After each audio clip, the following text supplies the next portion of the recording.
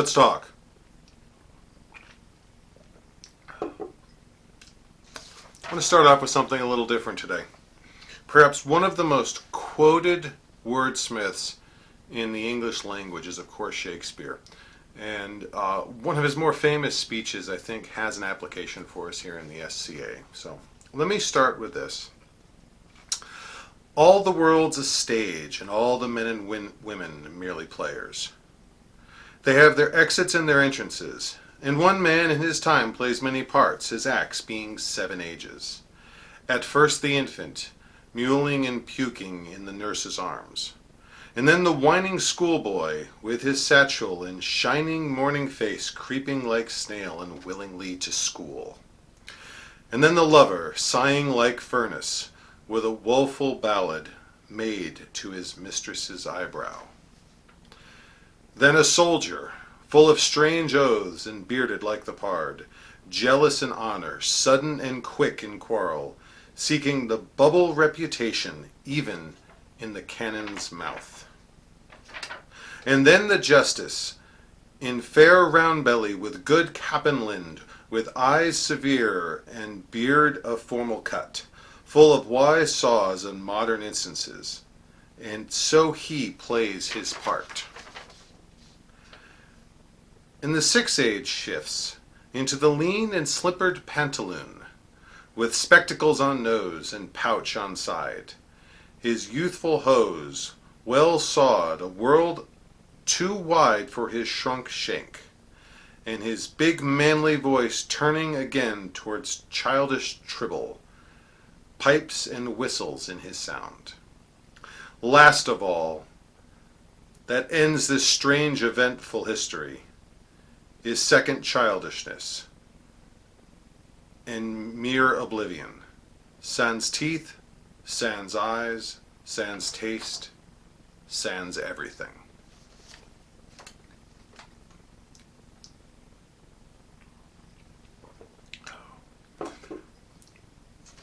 One of the things Shakespeare hits on there that I think we can take away from it and bring to our SCA experiences is the idea that there is a set of ages, both in our life story and in our SCA careers.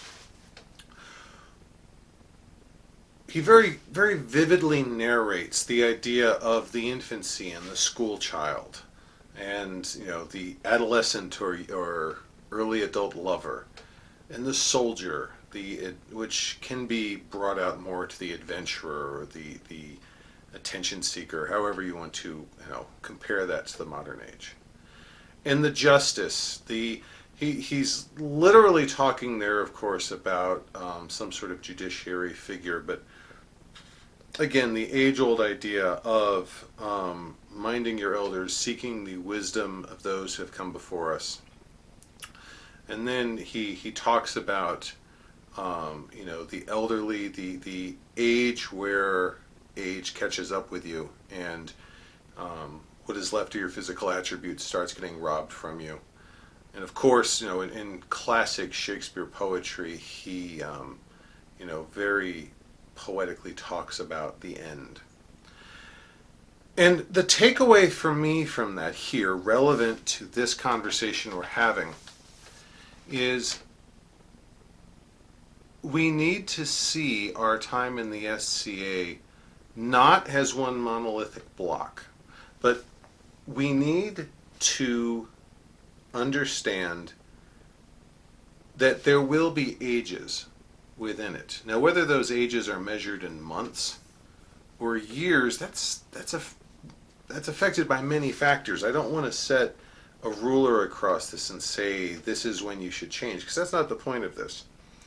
But understand that as you progress through the society, as you progress through your local group, and if you play at the regional level of your area, or even the kingdom level, and for some select few of you, you will be playing this game at a interkingdom level. You will be active and working with people across multiple kingdoms. The takeaway here is that this comes and goes with time. Your career in the SCA, your outlook, your perspective, your goals are going to change, and they're going to change a great many times, I assure you. Now, let me give you some examples. I'm going to speak from personal experience because I don't want to speak for anyone else on this. When I joined the SCA, I was very much, a little too much, in that soldier's phase that Shakespeare talks about. Quick to quarrel, strange oaths, seeking the bubble reputation, even the cannon's mouth. And that was my first almost 10 years in the society. I fought in chivalric combat for almost a decade, maybe a little more.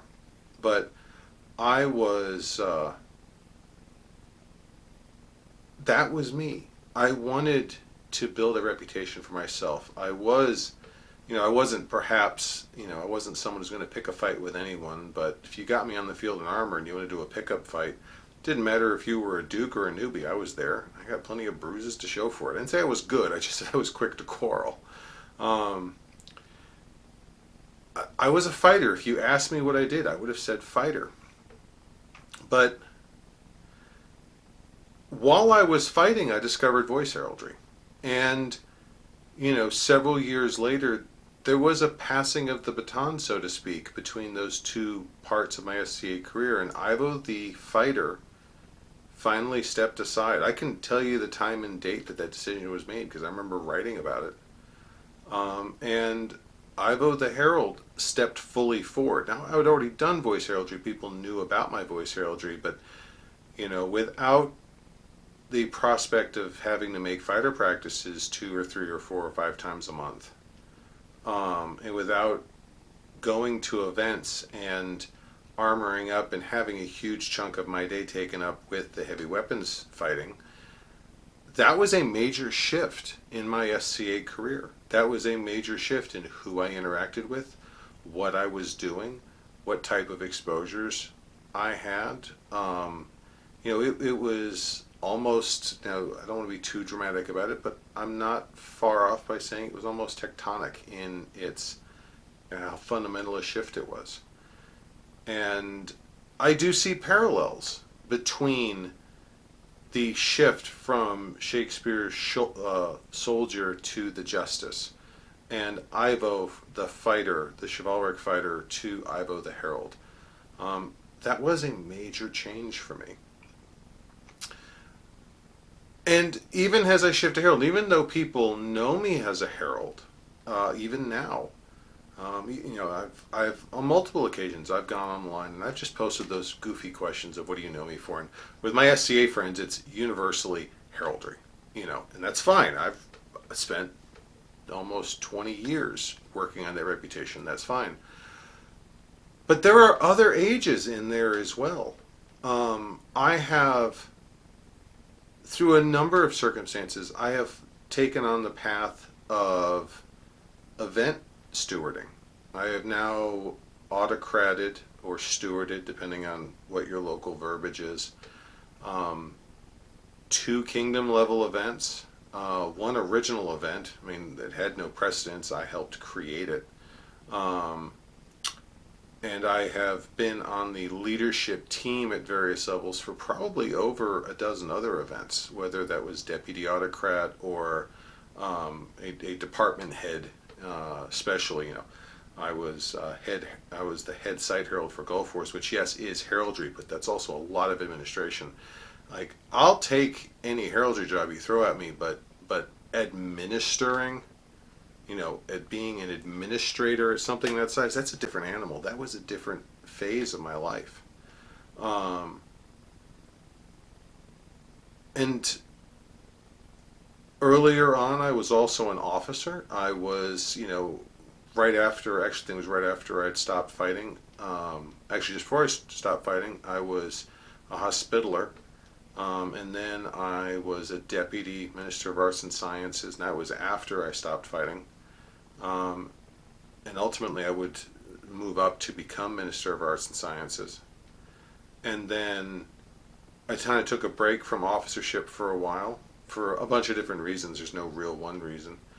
But now I am, after all these years of heraldry, I'm now a local herald. This is the first time I've been a local herald. And this is a major shift for me. This is a major change. This is actually a change that's required me to rebalance how I spend my SCA time, because this now requires time that otherwise I would have spent doing something else. That's a shift for me. That's a change. That's a major change. It's the type of change that even after I step down from this office will probably have after effects. Um, Now, for all these years, people have known me as fighter, and people have known me as herald, and that's fine. Um, and I do hold a thistle in bardcraft, and I am a performing artist, but that's not something a lot of people today instantly associate me with. But if you had asked people 3 years ago or 4 years ago, was I an artist? A lot of people would have hesitated and shrugged and said, maybe.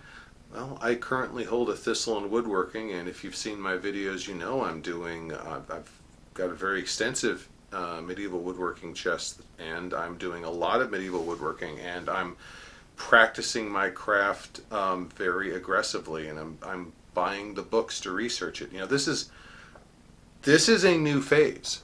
And this phase was specific. I can tell you exactly where this phase came from. When my wife and I moved to our new home, the new house had room for a shop. And first thing I asked my wife when we got the house was, can I have one of the garage bays for a shop? She said, yes.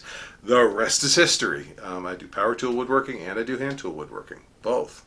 And that's become a major part of who I am. That's another age, to borrow the Shakespearean prose. That's a shift. That's a change. If you had asked me 5 or 10 years ago, would I be an artisan? Would I be a woodworker? I'd have said no. I had no reason to believe that was going to be. Are any of these bad? No. No. Are any of them automatically good? No. But they are changes. And this is what I want you to take away from this. And this is, don't dig too deep and don't be too literal here, but understand that part of what makes the society such a really awesome place to be part of is it gives you the opportunity to explore different things. Some of those things are external, different skills, different hobbies, different interests. Some of those things are internal. You learn about yourself. You learn, oh, maybe I'm good at this, or oh, maybe I want to step up and do this, or oh, I'm needed. Maybe I need to learn this because I want to support my friends in this group. All of those and a bunch more are perfectly valid and legitimate possibilities. I'm not saying you have to experience any of those or that you should. That's between you and the person in the mirror, but those are legitimate possibilities. And any one of those conversations can lead to that type of shift. Suppose you're a fighter. There's nothing wrong with fighting. Like I said, I did it for a number of years. You're going to be a fighter in 10 years? I'm not saying you shouldn't be, but are you? Maybe there'll be an injury. Maybe you will find something else that's more fulfilling. Maybe you will always love fighting. It's possible. I mean, it's nothing wrong with that. But maybe someone will walk up to you and say, I really need your help in this office. Can you do this for me? You're never going to stop loving fighting, but maybe your age as an officer might start there. Maybe that's something where, for a totally different set of reasons, you will find fulfillment on a whole different level. Who knows? Who knows? But in short, understand that the SCA is not a monolithic event. It's not a single hobby. It's not permanent. The SCA is an adventure, and that adventure has stages, it has days, it has episodes, and it has ages. Just like Shakespeare said, we each have our age. We have that infancy where we don't know anything going on and someone has to tell us what all of these strange words mean. We have the reluctant school child. We have those moments where you're getting ushered into a classroom. It's like, I don't want to learn this. Oh, and someone you trust or whatever says, no, I think you'll enjoy it. Trust me, you owe me a favor, go in there. I've been there. We have the fighters. We have the soldiers. Many oaths and quick to quarrel. We have the justices. We have the nobles. We have the grants. We have the peers. We have the people who leverage their experience, their time in some cases their SCAer age or their literal age, to look down at us and say, this needs to change or this needs to happen. I've been here, I've seen this. They have that judgment. And we have those people who, to be somewhat indelicate about it, are nearing that older stage. They're not as mobile as they used to be. They're not as vigorous. They're not as eager. They're not as healthy. And we are part of that stage. For many of us, it's an opportunity for us to help our friends keep enjoying the game. And last but not least, dark as it may be to contemplate, I have said goodbye to a number of friends over the years. And it breaks my heart in some cases. These were good people. But theirs was a good life, and it was my honor to be part of that chapter. I'm enjoying my current age. What's yours, and are you enjoying it? Consider that. I'll see you at the next event. Until then, goodbye and God bless.